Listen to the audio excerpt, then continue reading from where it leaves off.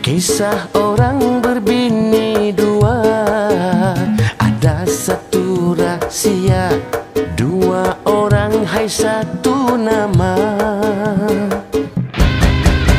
Dia satu daerah, dua-dua tak jauh mana. Satu di desa 5, satu lagi di desa 3.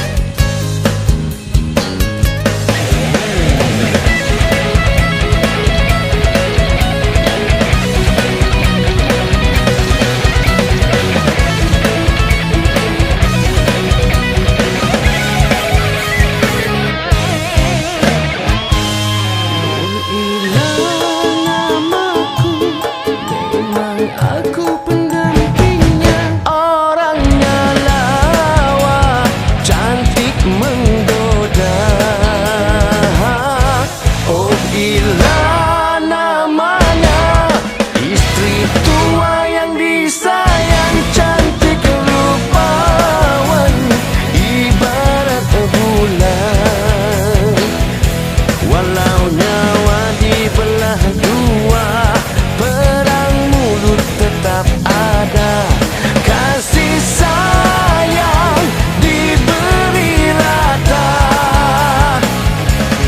kasih sayang diberi rata.